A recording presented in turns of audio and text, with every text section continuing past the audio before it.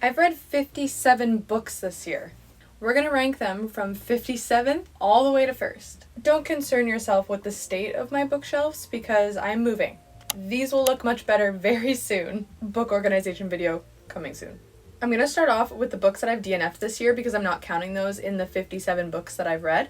But I did in January DNF The Vacation by John Mars and When Grumpy Met Sunshine, which was an arc at the time by Charlotte Stern. Vacation was honestly only because I was reading it on audio and it was so confusing that I was not invested. When Grumpy Met Sunshine was like the Grumpy Sunshine trope times a million. Like, it was so overwhelmingly done that it made me cringe all the time. I hated both the characters. I was not invested. I think I DNF'd around 30%.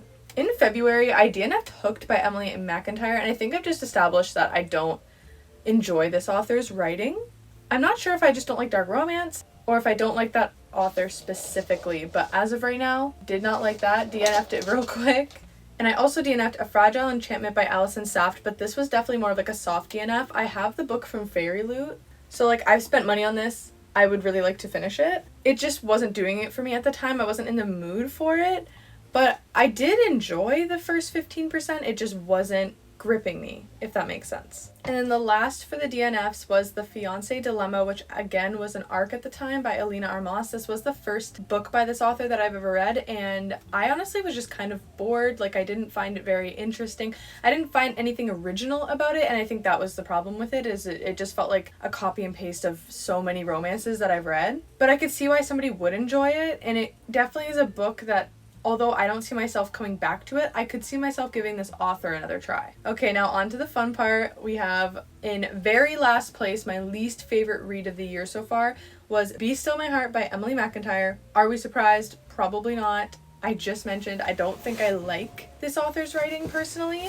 This book just, it had me wishing it was over. I should have DNF'd it. I did not. Another one I read on audio and it just couldn't grasp me. Like, I had myself reading it at like 3 times speed at the end just to get it over with. And then in 56th place, Rhapsodic by Laura Thalassa. This was like the biggest disappointment ever. My boyfriend actually picked that book out for me like almost a year ago, and I was so pumped for it. And it was honestly one of the worst books I think I've ever read, just in terms of like how downhill the plot went. Like, I thought the plot sounded so good, and then it was just such a letdown. And the writing style was wild to me. Could not get behind it. In 55th, we have The Wedding Party by L.R. Jones. This just wasn't memorable. It wasn't bad. I think I ended up giving it 3 stars. It's not that it's a bad book. It just wasn't memorable. I don't remember it. I don't remember the plot twist. And I do remember recommending it to like newer thriller readers because it's a very easy thriller to read, but just didn't really like do anything for me. Let Him In by William Friend. This was a book that I had held off for a really long time, that I actually had an arc for and then read it like 6 months after it was published. Honestly, I read it in a day. Like, it was extremely fast-paced and very short, but it just lacked substance, and I didn't really realize that it was a horror book. I thought it was a thriller. So I find with horror, like, obviously the twists can be quite unbelievable because the universe is endless when it comes to opportunities. So I think I went into it hoping for a thriller, and then it was a horror book. So that's kind of my bad. Corrupt by Penelope Douglas, as well as Fall Boys by Penelope Douglas. Both of these honestly were free on Audible, which is why I read them, and Corrupt was just not at all what I thought it was going to be. It kind of catfishes you, I feel like. It doesn't tell you exactly what the book's about. Like, I definitely went into it thinking it was different than what it was, and it started off really strong, but by the end I was just not invested, and none of the characters intrigued me, so I knew right away I wasn't going to continue the series. And Fall Boys, honestly, once again, it was one of those ones that was kind of immemorable to me. Like, I don't really remember much about it. I just remember that it was fast-paced, but once again, kind of was like sitting there waiting for it to be over. Now, this one I was really disappointed by. Red Rising by Pierce Brown. I wanted to love this so bad. Another one I read on audio, and I think I'm finding a theme here that, like, I like audiobooks. I'm finding that it takes a lot for me to love an audiobook, like, versus if I had read it physically. And I think this is a series that I would want to touch on in the future, but as of right now, I thought the first 15% was phenomenal, and then after that I hated the main character. I thought he was extremely arrogant, and I don't know how anybody likes him, and the actual content just kind of got repetitive after a while, and I think it's ranked so low for me because it was such a letdown because I had such high hopes for it. He'll Be Waiting by Liz Alterman was another audiobook that was free, and this book wasn't bad. It was really interesting. I did not see the plot twist coming, which I liked, but once again, just kind of like one of those ones that's just kind of memorable. Like, I don't think that I'm gonna remember I've read this in like a year. So for that reason, it's ranked pretty low. If He Had Been With Me by Laura Nolan, I really thought this was gonna be like devastating and like just totally destroy me. And now, to be fair, I think it devastated me more like 2 hours after I finished it, and I like really sat there and thought about it for a little while. But like in the moment, I was kind of like, wait, what? Like, I really didn't see it coming, which was nice. But the entire book being extremely slow and boring was not a reason for me to have given it more than like 3 stars, just because the ending was tragic. Just wasn't for me. The Way I Am Now by Amber Smith, I was sad about this one because I got an ARC for it and I was so excited because I loved The Way I Used to Be, and this was just kind of a letdown. I don't even think it was really necessary, mostly because the conclusion you think you're getting in this book, you're not. I'm pretty sure we know there's going to be a 3rd book in this series, I think. I would hope so with how this one ended. I don't think I'm going to continue it, but I just don't think we got the conclusion that like we thought we were going to get with this book. The Housemaid Is Watching by Frida McFadden. I love Frida McFadden a lot. One of my favorite thriller authors. Thought it was kind of boring. That's about it. Like, and it also didn't feel original at all. Like, I guess the plot twist, because I swear I've literally read this book before or watched a movie with a similar plot. I don't know. But all I know is that I guess the twist literally from like the first chapter, pretty much. Like, first couple chapters, because I swear I've read it before. In 46th place, we have Our Little Secret, which was an ARC read by Lisa Jackson. I read this one on audio. I actually really liked this one. I thought it was really entertaining. The plot twist at the end wasn't anything crazy. Like, it wasn't really even a plot twist. I feel like going into thrillers, we just assume that we're like entitled to a plot twist, but I guess like that's not really true. Like, you don't have to be given a plot twist in a thriller. Not every thriller needs a twist. I had a good time reading this, but once again, it was a bit long. Like, I think it was like a 12-hour audiobook, and for a thriller, that is kind of long to me. Next is Keep You by Christopher M. Tantillo. This is like an indie read that I read. I did have an ARC, but I didn't get to it before publishing, so I did read it physically. I really enjoyed it. I had a really good time with it. I do think that I read a little more like juvenile for me, like personally, but I do want to continue this series and see where it goes. I love the heavy topics this author focuses on in his books, so I definitely will continue to be reading them. The Deer and the Dragon by Piper CJ. I actually got an ARC. I don't think I have it out. Oh, I do. I got an ARC from Bloom for this one, and I really, really enjoyed this one, actually. I did not have high expectations going into it, but I've also never read anything by Piper CJ. But overall, I had a really good time reading this. I thought it was very original fantasy. When You Find Me by PJ Vernon, this was just a good time. That's literally it. It was kind of a bit of like screwy in your mind, like you were kind of always wondering what was going on, which I like in a thriller. So it got points for that. Minx by Sophie Lark was just a very fun read, and you get exactly what you are asking for when you pick up a book like that. Like, when you pick up a spicy taboo romance, like, it's exactly what you get, and I appreciated that, and it was just like a very good time. And the gym scene, as a gym girly, I could picture it all. Enough said. Love to Hate You by Camilla Isley. This was like a small town cowboy romance. Once again, really just a good time. I find literally my rankings from like 45 to like 20 are so interchangeable because they're all just like a good time. Like, I just had a good time reading it.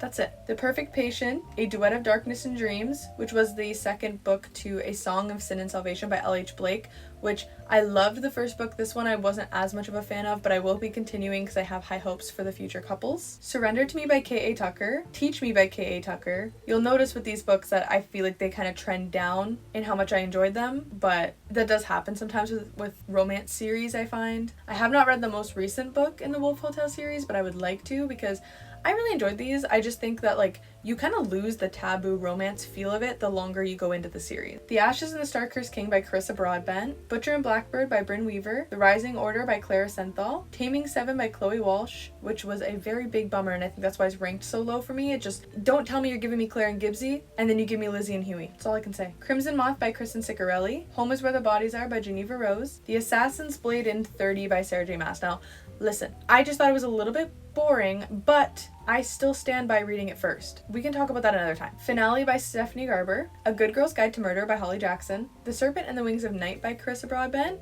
which I obviously did enjoy more than the second book, Saving Noah by Lucinda Berry. This is a dark book, but I had a really good time with it. The Family Experiment by John Mars, which was an ARC, and I really loved this. I love John Mars. If you are a thriller lover and if you love Black Mirror, you will love John Mars. Listen for the Lie by Amy Tintera, which I honestly expected to rank higher, but I've actually had some pretty decent reads this year so far. Break Me and Tempt Me by K.A. Tucker, so obviously the first book in that series was my favorite. Bride by Ellie Hazelwood. The Teacher by Frida McFadden. Loved that one. Now we're getting into like our top 19. The Fury by Alex Michaelide. I really enjoyed this thriller author, but I do think he's not for everybody because his writing is a bit drawn out, but in my opinion the details are 100% necessary. Saving Six by Chloe Walsh and then Redeeming Six by Chloe Walsh. These were not my favorite in the series, obviously. I love Boys of Tommen, don't get me wrong. They all hold a very special place in my heart, but those books I had to switch to audio because I just couldn't get myself to pick up physical books at this time, and I think I would have enjoyed these a lot more if I had read them physically. And I do plan to reread this series in the future, but as of right now, that's where they stand for me. I just didn't connect with Joey and Aoife as much as I did Shannon and Johnny. Throne of Glass by Sarah J. Maas. I will be continuing the series. I actually hope to do a video of like finishing the series in 1 week. I've only read the first 2 books, Assassin's Blade and Throne of Glass. I do enjoy the series, but I have realized very fast that I'm somebody that if I start a series, I have to read a series all the way through right away, because I will not come back to it for a very long time. So I do plan to pick up the next book very soon. Say You Swear by Megan Brandy. Did not cry like everybody else, but I could see why you would. Still Beating by Jennifer Hartman. Such a beautiful dark romance. 100% I think my style of dark romance. Daisy Jones and the Six by Taylor Jenkins Reid. This was a reread for me, and I didn't even want to include it in the list because it's a reread. Like, I know that book's a 5 stars to me. Kind of threw it wherever, honestly, in this list because I kind of forgot that I did a reread. It still holds true. I love it. It has a very, very special place in my heart, and I actually liked this audiobook better the second time because there was a lot more connection I already had for the characters. One Dark Window by Rachel Gillig. I'm currently reading Two Twisted Crowns. I'm enjoying Two Twisted Crowns a lot more than One Dark Window. Darling Girls by Sally Hepworth. This is definitely one of my favorite thrillers of the year. Funny Story by Emily Henry. Just finished this on audio. I think this might have been ranked higher if I had read it physically, but I am very stubborn and I'm not buying the hardback, so I'm waiting for the paperback and then I'm going to reread it. Beta by Sammy Scott. Such a fun Black Mirror style thriller. Fangirl Down by Tessa Bailey was shocking to me.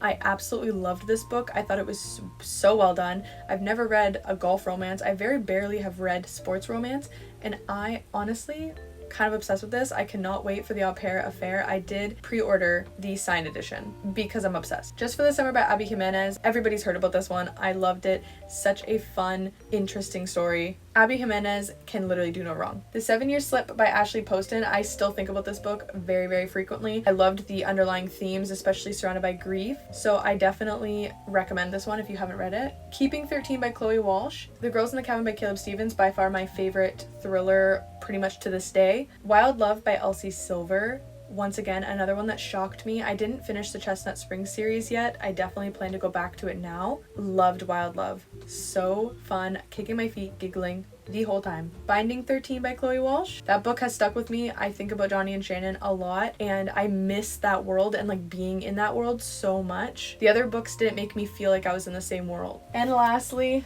number 1, tried and true, When the Moon Hatched by Sarah A. Parker. I literally finished it, went out and bought it so that I could annotate it, and that's my plan for next week because I love this book so much. But it is very poetic, can be confusing, but I've never read an 800-page book or a 750-page book so fast and have been so obsessed with it so quickly and have wanted to reread it. I don't know if I've ever read a book at all that I instantly want to reread it. So that's saying something about this. If you haven't read this, I highly recommend. That's the 57 books that I have read so far this year. I want to know what your number 1 has been because I need more number 1s. Thank you for watching today's video, and I'll see you in the next one.